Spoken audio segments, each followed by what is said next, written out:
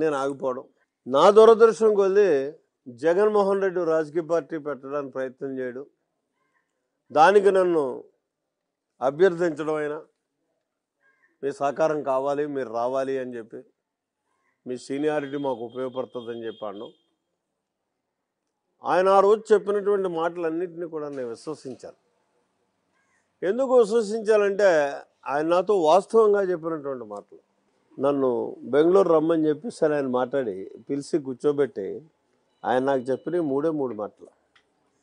ఒకటి, నేను కావాల్సినంత సంపాదించుకున్నాను, ఆర్థిక పరిపుష్టి ఉంది నాకు, నేను కరప్షన్ చేయాల్సినటువంటి పని లేదు, ప్రజలకు సేవ చేయాలి, ప్రజల్లో 10 కాలాలు నాన్నకంటే ఎక్కువ స్థాయిలో నేను గుండెల్లో నిలిచిపోవాలి అనేటటువంటి ఆలోచనతో ఈ రాజకీయ పార్టీ పెడుతున్నాను. దానికి నీ ఆలోచనలు దగ్గరగా ఉంటాయి అని తెలుసుకున్నాను, కాబట్టి నాకు సహకరించండి అని చెప్పేసి అని అడగడం. ఆయన ఒక ఆడిటర్కి చెప్పినటువంటి అకౌంట్స్లా చెప్పుకొచ్చాడు నాకు. ఆయనకు వచ్చే ఆదాయం, ఆయనకు ఉన్నటువంటి అసెట్స్, ఆ ఆదాయం వల్ల అయ్యే ఖర్చు, ఏ రకంగా రాజకీయ పార్టీని మనం నడపగలదు దేన్ని ఆశించకుండా, ఇవన్నీ ఎప్పుడైతే కళ్ళకు కట్టినట్టు చూపెట్టి నాకు చెప్పగలిగాడో నేను నమ్మాను, విశ్వసించాను. ఇవన్నీ చెప్పకపోతే మీరు వెళ్ళరు ఖచ్చితంగా. ఎందుకంటే అతని మీద 1,00,000 కోట్లు తినేసాడని ఒక అభియోగం ఉంది. ఆ అభియోగంతో పాటు కేసులు ఉన్నాయి. ఇవన్నిటినీ పట్టుకుని నాకు వెళ్ళాల్సినటువంటి పని లేదు. కానీ అవన్నీ చేశాను, నేను సంపాదించుకున్నానని చెప్పి నాకు ఇంత ఆదాయం వస్తుంది, దీని మీద మనం ఇంక తప్పు చేయాల్సిన పని లేదని ఎప్పుడైతే నమ్మబలికాడో ఆ నమ్మి వెళ్ళాను. వెళ్ళిన తర్వాత వాస్తవంగా కూడా అంత విలువ నాకు ఇచ్చాడు. ఆ పార్టీలో అయితే నేను సెకండ్ రోలే ప్లే చేసేవాడిని. అయితే రాను అతని మనస్తత్వం, ఏకపక్ష నిర్ణయాలు, మీకు అతని నేచర్ ఏ రకంగా ఉంటుందంటే, నేను ఆత్మాభిమానంతో బతికేవాడిని, తల గొడవ అన్నది నాకు అలవాట్లేదు. అసెంబ్లీలో ప్రతిపక్ష నాయకుడికి ఉప ప్రతిపక్ష నాయకుడికి ఒక బెంచ్ ఉంటుంది, 2 సీట్లు. అధికార పార్టీ నాయకుడికి ఒక బెంచ్లో ఒకే సీటు అతను కూర్చోవడానికి ఉంటుంది, ఇంకోటి ఖాళీ ఉంటుంది. ఆయన స్వభావం చెప్తున్నాను మీకు. అంటే మా ఇద్దరికి గ్యాప్ రావడానికి కూడా అదే కారణం. అక్కడ ఒకడే కూర్చుంటున్నాడు, నేను అలాగే ఒకడే కూర్చుంటాను, నువ్వు ఈ సీట్ ఖాళీ చేయన్నా అన్నాడు ఒక రోజు. అది కరెక్ట్ కదయా, ఇక్కడ ఇద్దరికి ఇస్తారు, అక్కడ ఒకరికే ఇస్తారు. లేదు అంటే నువ్వు స్పీకర్తో నాకు సీట్ అలాట్ చేయించు, నువ్వు సింగిల్ సీట్లో కూర్చో. కానీ జరగదు అది. కొన్ని ఫండమెంటల్స్ ఉంటాయి, ఆ ఫండమెంటల్స్ని ఫాలో అవ్వాలి మనం అసెంబ్లీలోని.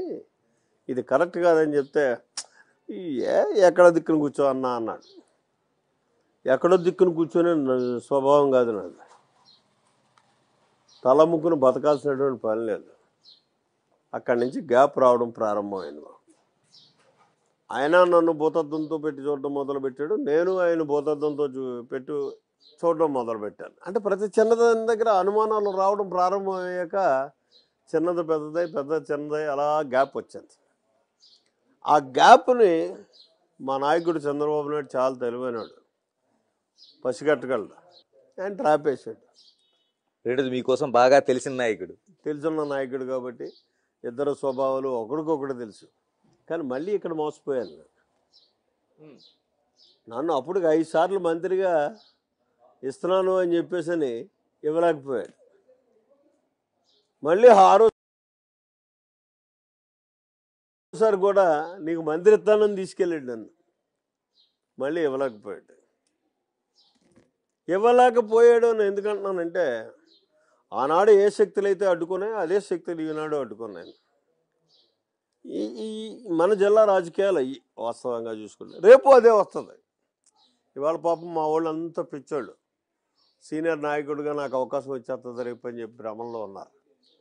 నేను ఎమ్మెల్యే అవుతాను, అందులో అడ్లేదు, ఖచ్చితంగా ఎమ్మెల్యే అయితే తీరుతాను. కానీ అయితే మా కార్యకర్తలు ఏదాశంతరంలో జరగదు.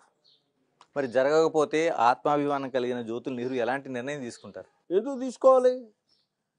నన్ను ప్రజలు ఎన్నుకున్నారు, ప్రజలు ఎన్నుకున్నప్పుడు ప్రజాసేవ చేస్తాను. నేను అంటే మంత్రి అయితేనే కానీ ప్రజాసేవ చేయాలన్నది లేదు కదా. ఎమ్మెల్యేగా చేశాను, గతంలో చేశాను. ఎవరూ సాధించలేనటువంటి కార్యక్రమాలు ఎన్నో సాధించాను నేను. మీకు ఒక్క మాటలో చెప్పాలంటే ఈ ఆంధ్ర రాష్ట్రంలో ఉన్నటువంటి నీలం సంజీవ్ రెడ్డి దగ్గర నుంచి ఈనాడు జగన్మోహన్ రెడ్డి దాకా తన నియోజకవర్గానికి 4 ఇరిగేషన్ ప్రాజెక్టులు పట్టుకెళ్ళినటువంటి నాయకుడు ఎవడో లేడు.